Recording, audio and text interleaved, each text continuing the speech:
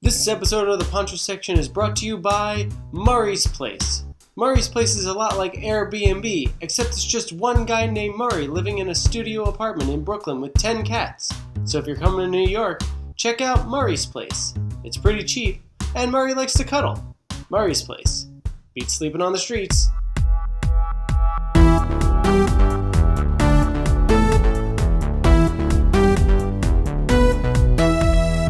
Alright, so how's your day going? My day is fantastic. Yeah? Now it's fantastic. Although it is today, we are recording on a Monday. Yes. And it's been one of those Mondays. Mhm. Guess we got a case of the Mondays. Yeah. The Monday blues. I'm pretty sure on my way to work today, I saw a time traveler. Yeah. What happened? He was definitely from the early 2000s because his hair, he had bleached tips, frosted tips. Yeah. Yeah. Bringing that back. Didn't I mention bringing that Yeah, back? he clearly didn't listen to our podcast, so he does not know about our wig product that's coming out. Yes. Yeah. Wow. See what I did there? There we go. Bringing it back to another podcast we did. That's the quality of podcast that you can expect at the Poncho section. Absolutely. You know? Yeah, making references to old podcasts. You know, inside jokes. That's what we do. We're a whole podcasting family. We got the Poncho heads. I don't know what our fans would be called. What would we call them? I guess the Poncho heads or the ponchettes. The Ponchettes.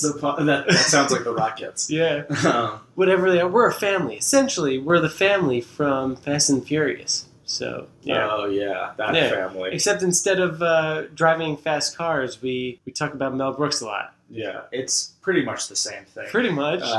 So yeah, listen to the Poncho section. You'll be like Vin Diesel. Spread the word. Yeah, that's right. Please. And speaking of the 90s, we were just watching. Well, we started watching. We started. This, 1997 classic, and no, it's not Titanic. It is the movie Zeus and Roxanne, starring Steve Guttenberg and somebody else. I don't know what her name is. And I looked it up. You guys can go to your Google machines and look that up, or Bing it if you will. If you use Bing. That's your fancy? Yeah. Yeah, that movie is pretty terrible.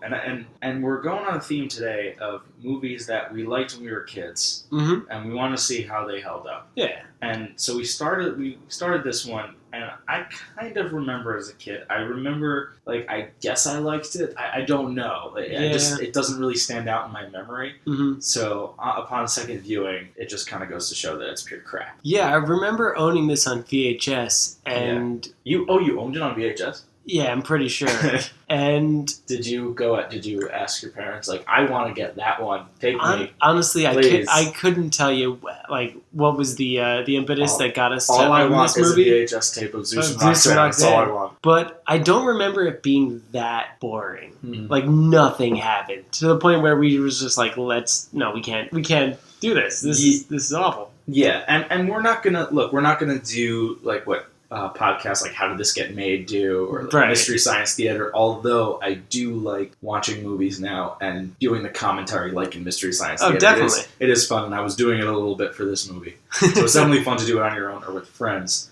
But I guess what we're more doing is looking at things that we liked as kids and looking back on that and saying, does this hold up? Have we grown past this? That sort of thing. Or maybe certain movies that didn't like. I mean, that would be another thing to explore, is movies you didn't like and then liked it years later because you caught on to it years later. Right. That's happened to me. But I think this is a topic that we're definitely going to come back to it and absolutely and do multiple episodes of this, because this could go on forever. Yeah, I mean, there's so many movies out there. And it's funny how this kind of started with right before we started recording the last episode. Yeah. We just happened to turn on Netflix and we watched Blank Check. Yeah. And that does not stand up to time. No, it did not stand the test of time. No. And I don't know. I mean, so that movie is very much of the 90s. Oh, yeah. I would say. And even then, I can imagine being our age and being like, what the fuck is this? This is pure crap. But there are again, just with time, a lot of things are dated, especially the computers. Yeah. If you haven't seen Blank Check, they use 90s computers, which are obviously outdated. Absolutely. And it's also very much a kid's movie. And I was saying this before the podcast started, that there are movies now, movies like Pixar movies, that are made for kids and for adults as well. Mm-hmm. So they're very careful about dialogue and I guess about the themes too, so that it can appeal to everyone. Whereas, those other movies are pure kids movies. Yeah. There's nothing I think people of our age would get out of a lot of these movies that, like you're saying, that were based mainly for kids, as opposed to a Pixar movie where they'll throw in some adult humor that will definitely go over the kid's head, but it at least makes it bearable for adults and parents who are with their kids to watch these movies. Yeah, that's true. And so this is something that I can imagine now going with my parents. They were probably miserable the whole time to go see Blank Check with me, because 94, I was 5 years old when this came out. And I did see it in the theater. Oh my God. I said, I want to see that. Please take me. And they did. And they took me. And yeah, we said it's a Disney movie, right?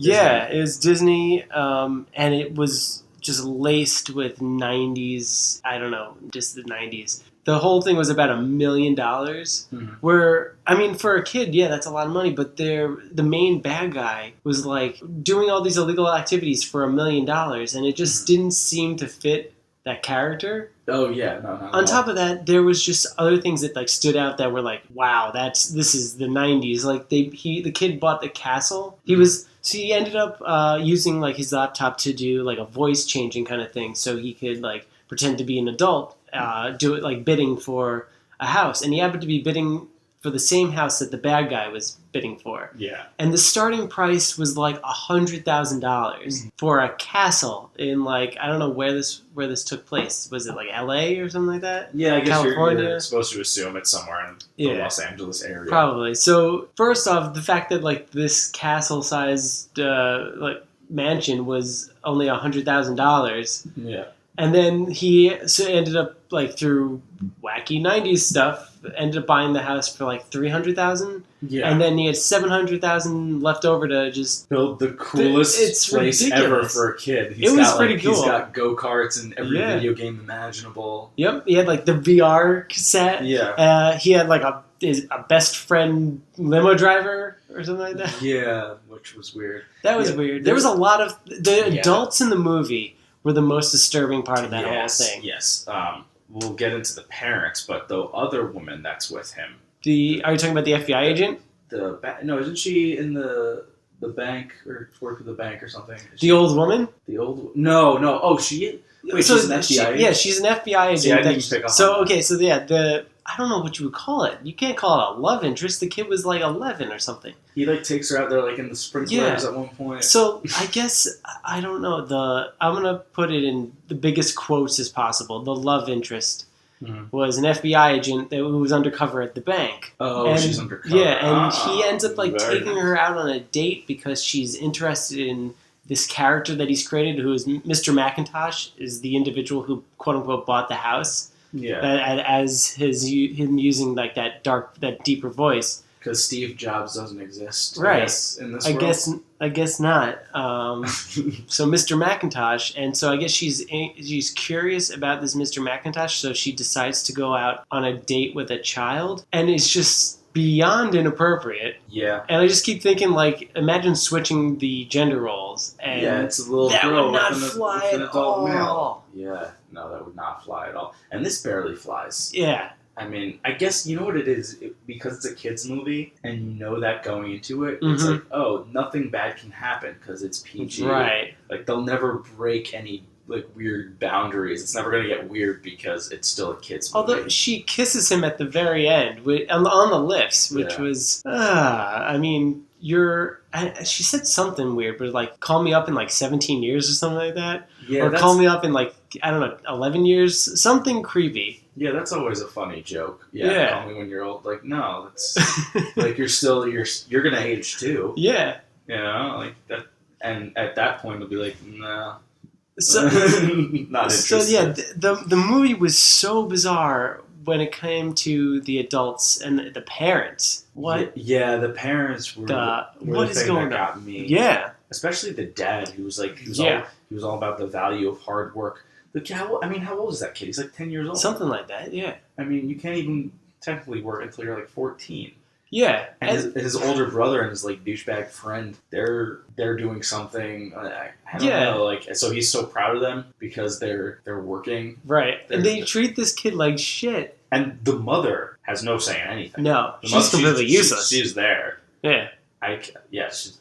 That's also really there bad. Were That also shows the time, too. There were a few weird things from this movie that I felt like they saw other movies and were like, oh, let's do something like that. They take little bits from different movies. Because in the beginning, he goes to that fair or whatever, and it's kind of like a Big moment where, as in with Big with Tom Hanks, it was his height that was an issue. He couldn't go on the rides because he was too small. He wanted to be big. And in this case, this kid didn't have any money, and his dad was such an asshole that he didn't give him any money to go to the fair. And so he couldn't go on the rides because he didn't have money. So he essentially wished that he had money. He didn't have a Zoltar machine, but he ended up getting a blank check after the bad guy ran over his bike. But I feel like it's it's a hybrid of that and Home Alone, sort of. Yeah. It has like a little bit of those elements too. And I feel like this was like something that was made for Macaulay Culkin, and they couldn't afford him. So they got this other kid who was like... the only credits I know of his was that he was in Family Ties. So for older listeners, he was the young kid on Family Ties. His name was so Brian Bonsall.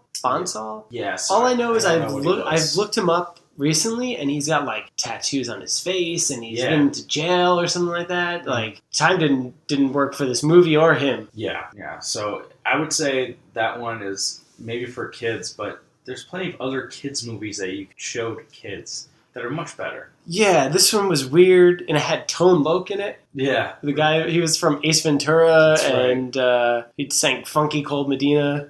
Or Medina? Yeah. Medina? Yeah. I don't know. It was bizarre. It's a weird one. It was a very morally ambiguous movie. We give it 2 thumbs down. 2 thumbs down. So let's talk about something else, because we don't want to go...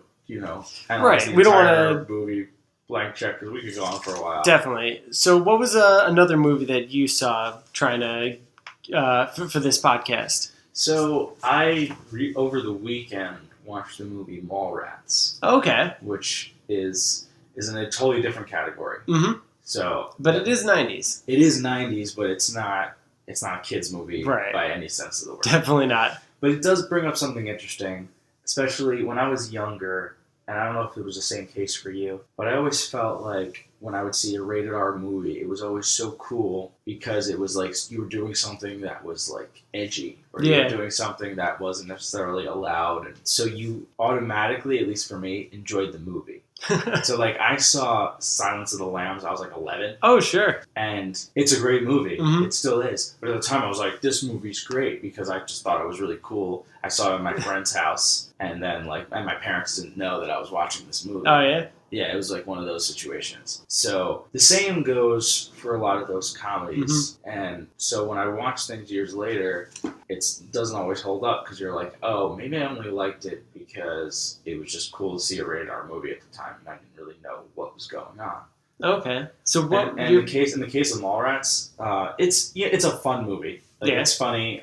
It's not the best. It's certainly not my favorite Kevin Smith movie. Okay. But I would say it doesn't hold up to the way that I remember it when I was younger, but it still holds up decently well. Again, it's another one that's very much 90s. Mm-hmm. 90s mall. I mean, the way people are dressed and everything is very 90s. Also, it's a lot of it's very unrealistic, but you kind of give them creative liberty on that. Okay, yeah. Where they can do those types of things. Yeah. So I would say that's one that sort of holds up. That's more just like an enjoyable nostalgia movie. Oh, sure. Just, like, watch it and you're like, oh, yeah, I remember this. Definitely. Funny, sort of similar to your kind of, the idea that you brought up with is kind of that, you had that edgy moment where you're like, oh, I'm watching a rated R movie right now. I really shouldn't be. I had a bunch of those, and it was because my dad would remember like certain movies, and he would remember, oh, I had a really good time watching those movies. I thought they were really like funny. So he would rent certain movies for me that I probably shouldn't have watched at a certain age. Oh, really? Because I think he just forgot what certain things were in it. Like I remember watching Police Academy when I was really young, and Caddyshack when I was really young. So like there's certain scenes where people are just like topless and this and that. And I just remember also kind of feeling like oh man, this is awesome. He totally like forgot what this is. I Yeah. feel like if I shouldn't bring this up because Right. like, then I'll get like in trouble for watching this. But like, there's some sort of like, I think, extra fun of watching something that you shouldn't be watching necessarily at a certain age. Absolutely, and I think it's funny your dad would do that because same with my parents. It was something they liked, then you could watch it with them. Yeah. But I remember for some, and this is off topic, but for some weird reason, they wouldn't let me see The Sixth Sense for the longest time. Really? Like, they saw it and they're like, I don't know. And then I saw it and I was just kind of like, what the fuck? Like, that wasn't that. I remember being like so underwhelmed by it. Yeah. I was like, oh yeah, Bruce Willis was dead the whole time. Spoiler alert. Great. Like, there was nothing that was particularly frightening. That's pretty funny. Yeah, Haley Joel Osment sees dead people. I also know it's a movie. Yeah. I was very aware of that. I've always been good with that. Yeah. With that boundary. You know, people get really scared of horror movies, and yeah, they are scary. But I'm always good with that boundary of like, I know that's a screen. Yeah. I know that's not real. Like, I'm very good with separating the two. That's funny. I was always like sort of bad with it. I knew it to the extent where like I know that none of this is real. To kind of like, I don't know, wean off any of those people. It's like, oh, movies make kids violent or anything like that. It was more of like I had an overactive imagination, so I know, yeah, that's not real at all. But then I'd have the craziest nightmares, Yeah. thinking like, oh no, like I had something like that with the first X-Men movie, where I knew I was like, oh, that's fake. And then at like night, I just had like crazy nightmares where like just things started shooting out of my hands or whatever, or like I touched people and like zap them out. But that was always just the after effect of trying to go to sleep after watching these movies. Yeah, I mean, Silence of the Lambs never scared me and I never had nightmares about that. But I had nightmares about Ursula from The Little Mermaid. Oh my God! So you know what? Things happen in kind of strange ways sometimes. Yeah. But going back to Mallrats, yes, right. Good for nostalgia. Okay, excellent. That's the bottom line. I would say. So yeah, so it's sort of held up, you'd say. Sort of held up. Yeah, good for nostalgia. I think it's kind of half and half, Mm-hmm. where it has that, and then it was like at the time, oh, it's cool. And the same goes for the movie, because I'd seen it somewhat recently, Jay and Silent Bob Strike Back. Oh, okay. That was the same thing, because I remember when that came out, people were like, oh, it's so funny, it's so funny. Mm-hmm. It was in like 6th grade. Yeah. So yeah, it's really funny for 6th graders. As you get older, it's like, oh, it's not, it's kind of silly. Yeah. Yeah. Yeah, but I do like, there are certain parts of that movie where they do have some kind of adult stuff. Like they throw in like Mark Hamill's in the movie. Yeah. And like certain things that you would, I think, only get if you were like a bit older. So yeah, but that's funny. I was watching the other day, Dunstan Checks In. Yeah, the monkey movie. Yep. And I will say, totally holds up. Really? Yep. Absolutely. It's good? It's really good. Like Yeah. there were one or two moments that I was just like, your 90s is showing. Mm-hmm. But like your 90s is showing. overall it was really good. Like the brother, specifically like 90s, the brother, he had like an older brother and he was totally had like that Eric Matthews from like Boy Meets World kind of thing going on. Yeah. Same like haircut, and he's like, I'm the cool brother or whatever like that. So like anytime a girl walks by, he'd be like, oh, hey ladies or whatever. But like for the most part, it was just fun and silly, and you had Paul Rubin in it. Yeah. As this. And Jason Alexander's the father. He owns the hotel, right? Yeah. Oh, he's like he's the head of like management at the hotel. Oh, okay. There's these hoity-toity like crazy rich people that own the hotel, and like everybody's afraid of the wife. Everyone's afraid of the wife. Yeah. So it's like I think they were called. I haven't seen this movie in so many years. I'm surprised I remember what I do. Yeah. So I guess essentially there's this for anybody who has not seen Dunstan Checks In. It's Jason Alexander and his two kids. They live in a hotel. Jason Alexander's character runs the hotel essentially, and this guy shows up with a large suitcase, and inside the suitcase is an orangutan. Mm-hmm. And of course, right. And he's a burglar, and he finds a way to get the orangutan into other people's rooms at night, and he goes out to like see a play. That's his motive, not a motive.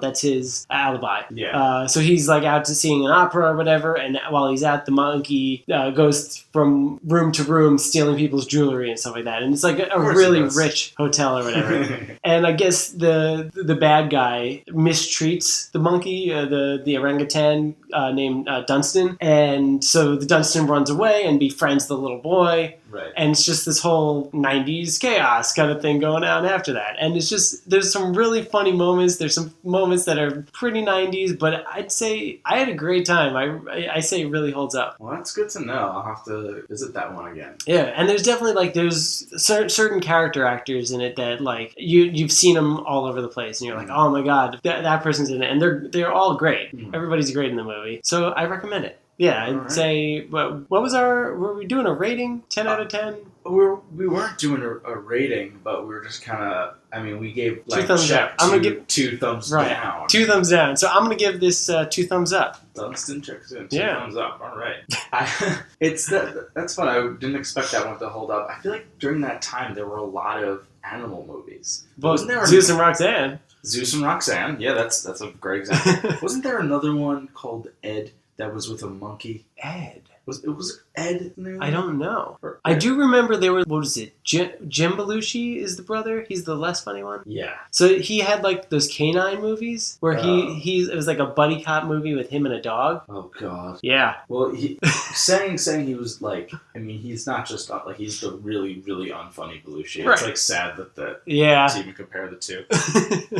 But Ed, what I could be wrong. There were Mighty Joe Young was one. Oh my god, I remember that one. Yeah, that was another 8 movie. Yeah, the 90s like dates. Yeah, it was like a lot of like like either like a talking animal or like a chaotic animal causing all kinds of mischief. It was like I mean, in the 90s they had all the Air Bud movies. Air Bud, yeah, I'm thinking the Air Bud. They might still be making them. Air Buddies. Yeah, just there's so many Air Bud movies.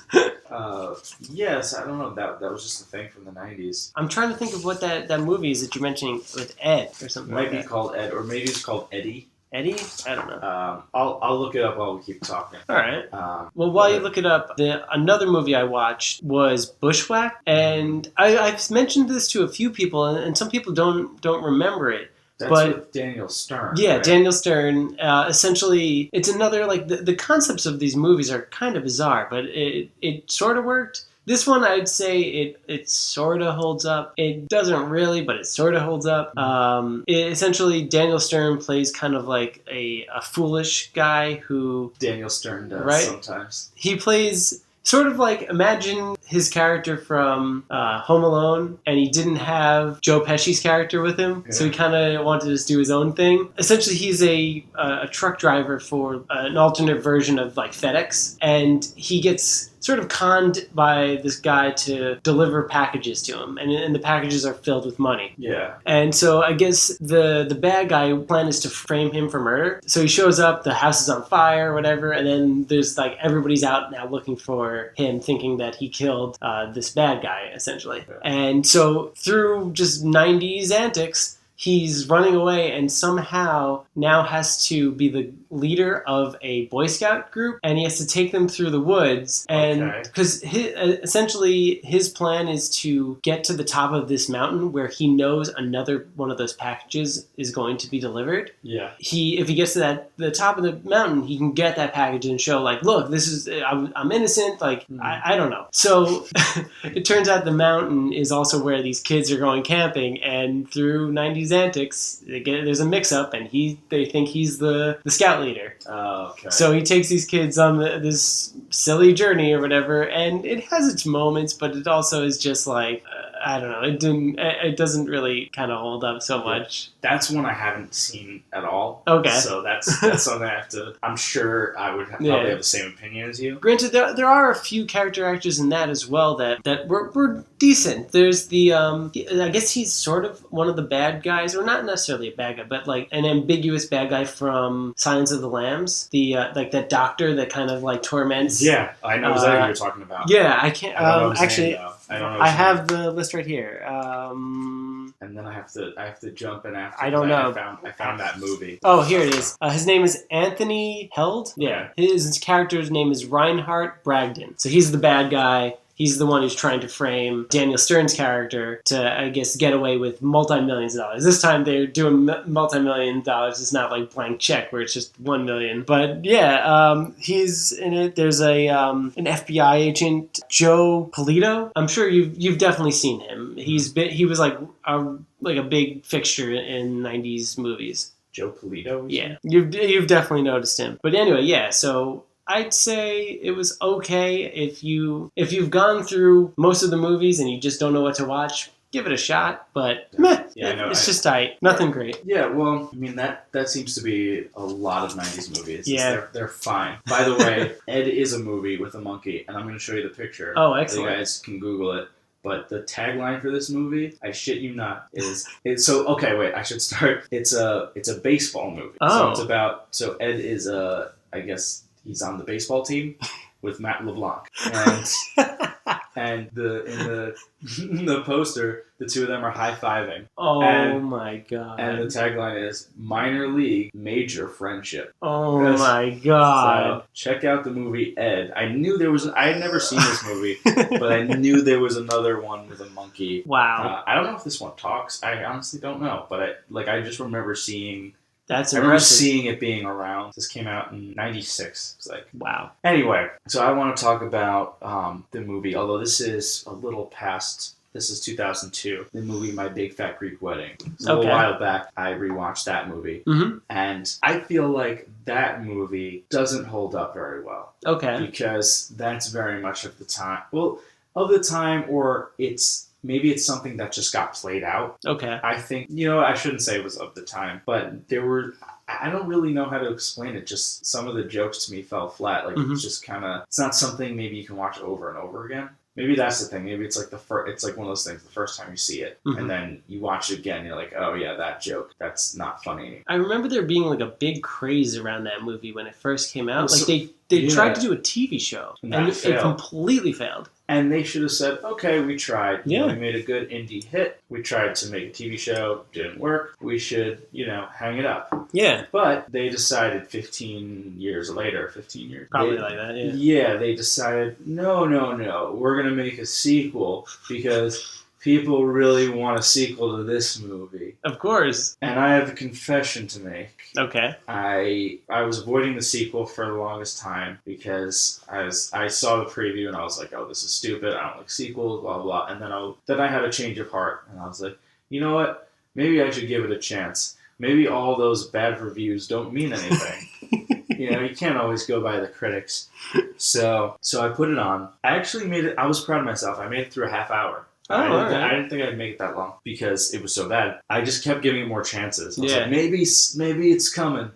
And all it was every single joke. And I was telling you this before the podcast. Yeah. It was just, hey, remember this from the first movie? It literally starts out with the guy spraying Windex on his car, which was a big joke from the first movie. Is that the father he thinks Windex can cure everything. Yeah. And poison ivy or what have you, and he sprays Windex on everything. Clean things, whatever. Funny, sure, the first time. Yeah. But don't do it again. Like we understand. And so it was a lot of that type of thing. And I know we weren't gonna go into sequels. No, I mean it's all right. But essentially, yeah, when you rehash the same jokes and you don't add anything new, what can you really expect? Well, why make a sequel to something that I think, and a lot of people might agree, that doesn't hold up well? I mean, you think maybe if they're gonna do that, the idea is to kind of make it fresh and current. Yeah. And instead, they just repeated stuff that was already dated, that people had already. I mean, I don't know. Maybe there's still a big group that's like, oh, this movie's great every time I see it. I don't know. I also thought I was younger. It's another thing too. Yeah. The one movie that always holds up, and I'll say it over and over again, is Spaceballs. Spaceballs every time, and I think it gets better and better as I get older.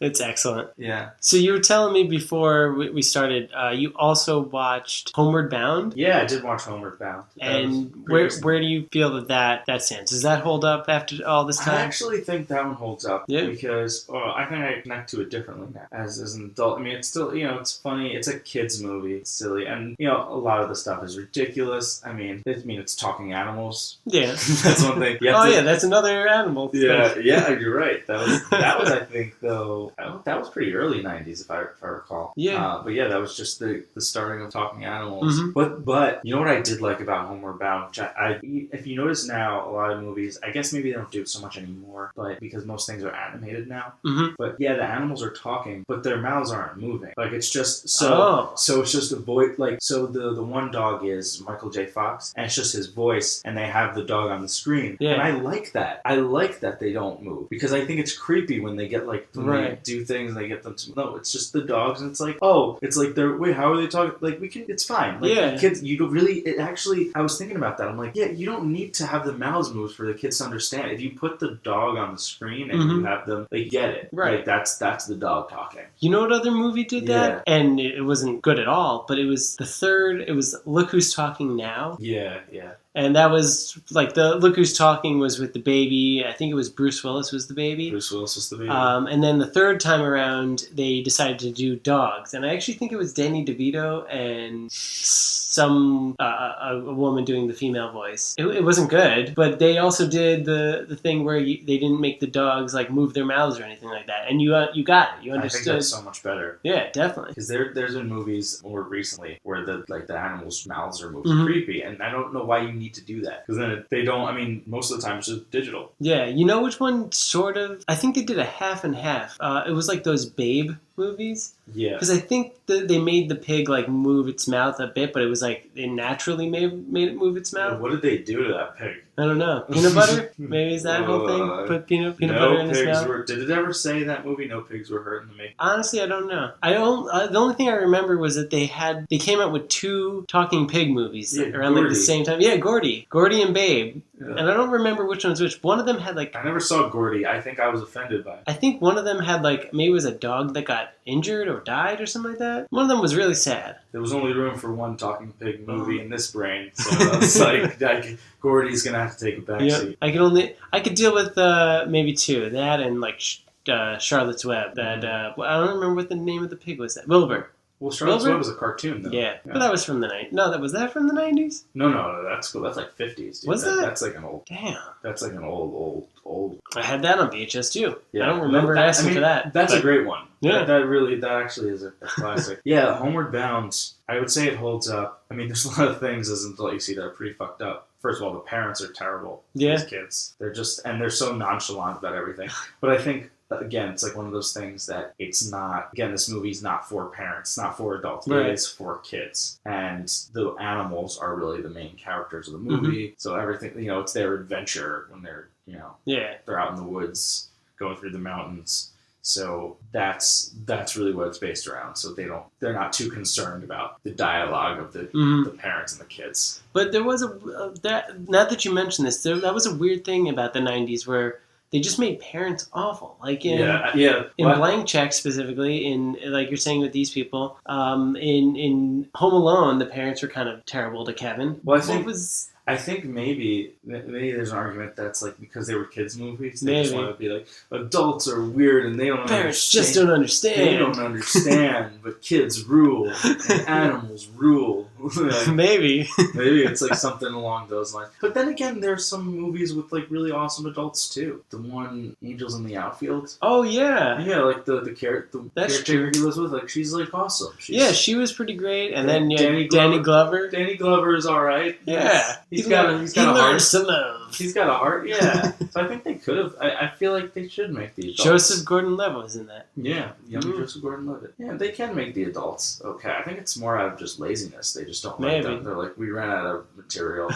You're the mother, and you get to say 3 lines. Yeah. I mean, I'm not trying to be sexist, but that's just what it was. That's that's legit what they did. In those movies, they like in Homeward Bound and in Blank Check, the mothers were useless, and they really just kind of went along with whatever. Like, well, it's like your father says that all the dogs have to go away now because that's what he said. We're moving to a new place. I will say that we there's nothing I can do. Yeah, my hands are tied. That was one of the good things in Bushwhacked, where one of the kids' moms was essentially she was the group leader of the group. The group leader of the group. Jesus. The group leader of group leaders. Yeah, that was a terrible sentence. It's okay. She's the group leader of these kids, and I guess the boys, they were like, oh, we want like a male role model to take us hiking or whatever. So she finds who was really supposed to be the guy to take them on this trip, and he was like this guy who's like hike to the Himalayas and this and that. Of course. And then, of course, because 90s mix-ups or whatever. But once they figure out what's going on and that, like, the kids didn't go with the right person, she kicks ass and she, like, finds out what's going on and she finds out where they're going and she yells at the FBI agents who aren't, like, doing anything. And then she, like, hauls ass up the mountain in, like, a Humvee. So I will tell you, in that one, that mom kicked ass. Yeah. Good for her. Well, that's bushwhacked. Good. That's good. Bushwhacked. Mom's kicking ass. Check it out. Yeah. So I guess occasionally the 90s hit the mark. Yeah.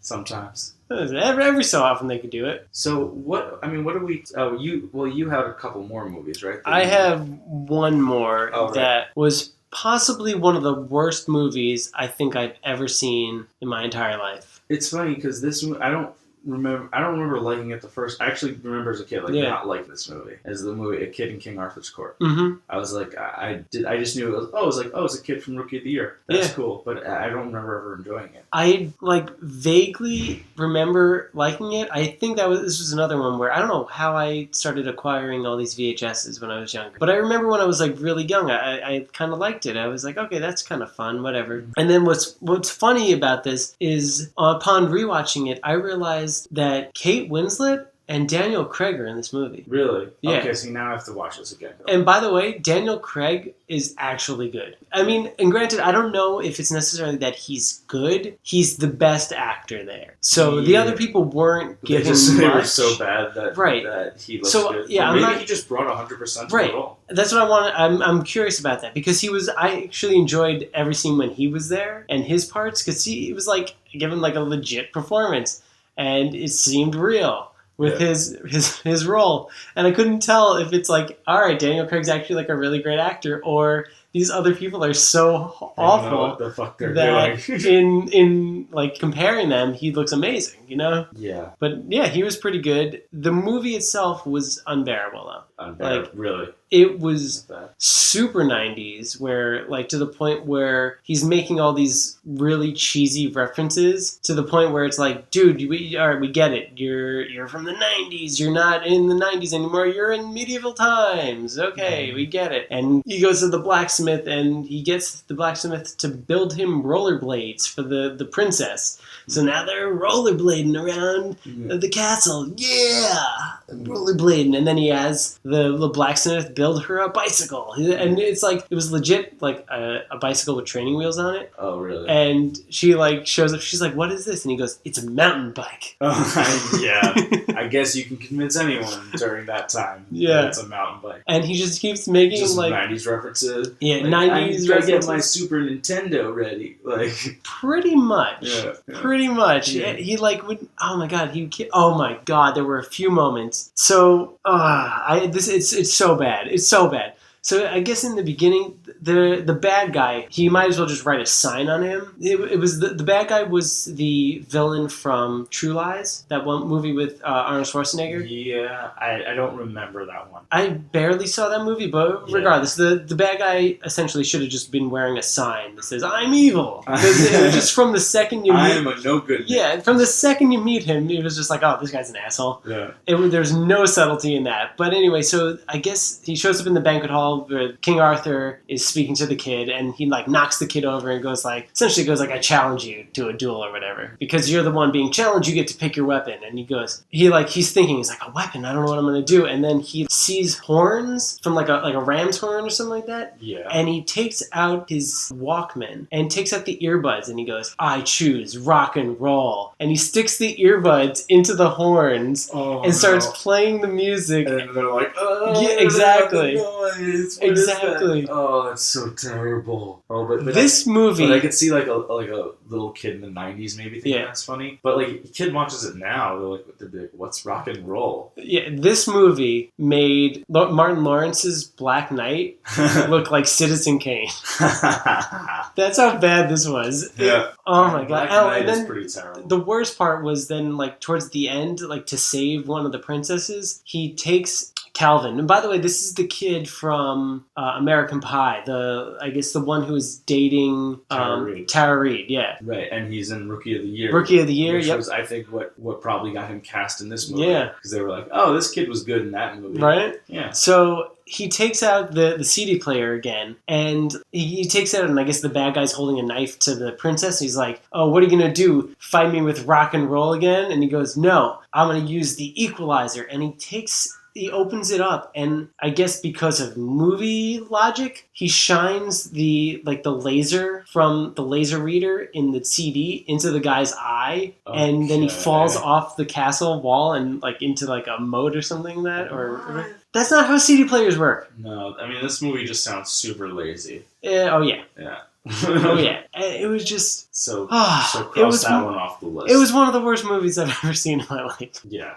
Don't ever watch it. Up there with Zeus and Roxanne. I'd rather watch Zeus and Roxanne. Yeah. To be honest. Zeus and Roxanne is boring. I couldn't believe how boring. I'd be fine with that because then I'd just fall asleep or whatever. But this was too bad that you couldn't even fall asleep. It was just an annoyance on your ears. Yeah. I always wonder now, what movies that have come out in recent years that 20 years from now will be like, oh God, that's such that was very much of the time. I mean, what do we call this decade with that we're in right now? Yeah, I guess the 2010s. The tens? The tens? Yeah. What was the aughts 2010s? before? I don't like any of this. I just I don't know. I can't define. It'll be easier come 2020 because then it could be the roaring 20s the again. new 20s. Oh boy, that's the new so 20s. Weird. Yeah, that's so weird. Yeah.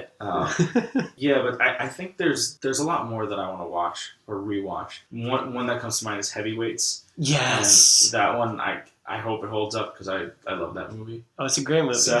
So we definitely got to do a part 2 of this. Yeah, we're gonna do a part 2. Maybe not the next episode. No. Maybe like a little down the road.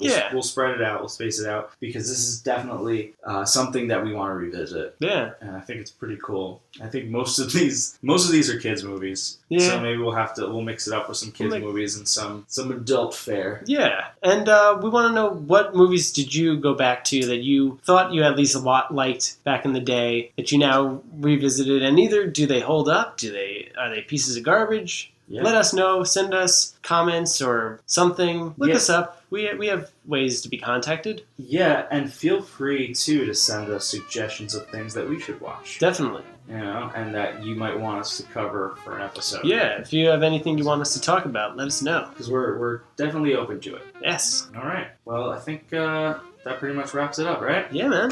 All right. Well, thank you so much, guys, for listening, and we'll catch you next time. Peace.